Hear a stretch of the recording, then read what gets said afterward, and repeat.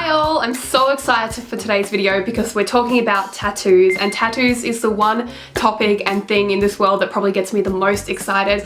I love being tattooed, I love being around tattoos, I love anything tattoo related, so I'm very excited for today's video. I'm really hoping to film a lot more tattoo related videos on this channel. As you can see, I've worn my most sort of exposed shirt today, so you all can see majority of what I've got tattooed that is visible. And as you can tell by the title of the video, we're talking about the top things that they don't tell you about getting a tattoo or being tattooed.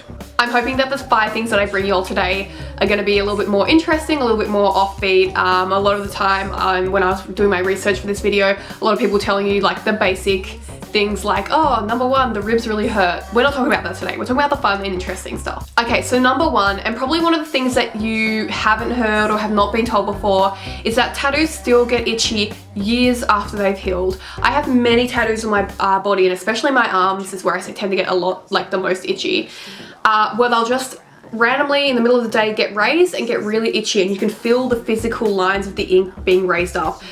And then it's just like this irritating, itchy feeling. I don't know why it does it. I don't know if it's an allergy specific thing. So maybe because I have a lot of hay fever and like dust allergies, that I do get a little bit itchy anyway with my skin. But when my tattoos get itchy, the whole ink just raises up and you can feel it.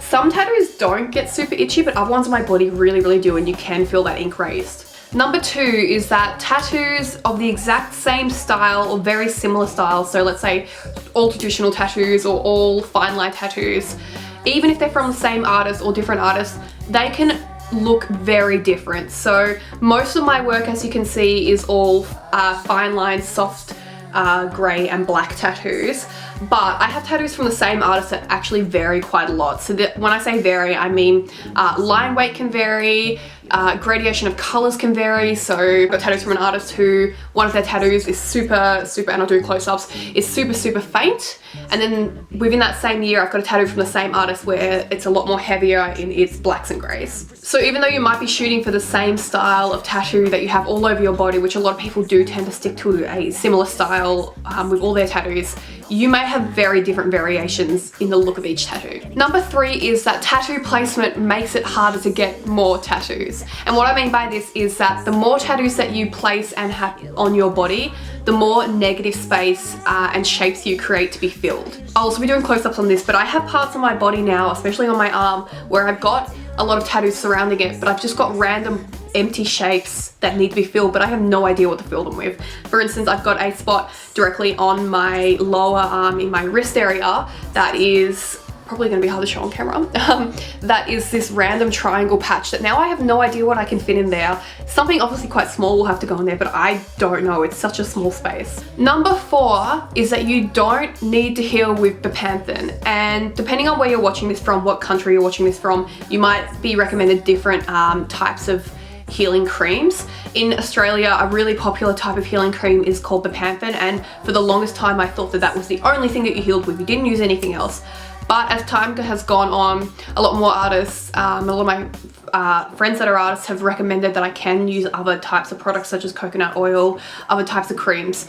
But in Australia, like I said, one of the most popular types of healing cream is bepanthen. My personal favorite cream at the moment that I've been using is called After Inked, and I have been using this for quite some time now. I just find that compared to bepanthen, this is a lot less thick, a lot less tacky, a lot less sticky, whereas After Inked is really nice and smooth. It has a nice scent to it. It's enriched with grapeseed oil as well, and it's just a really nice, comfortable cream to heal with. It's also paraben-free, gluten-free, fragrance-free, and non-petroleum based. So it's just overall like a really nice cream, and this is what I've been using. But you do not have to use the most common basic type of healing cream for tattoos. And number 5, do not wear white to a tattoo booking. It doesn't matter if you are wearing like a white top but you're getting tattooed over here.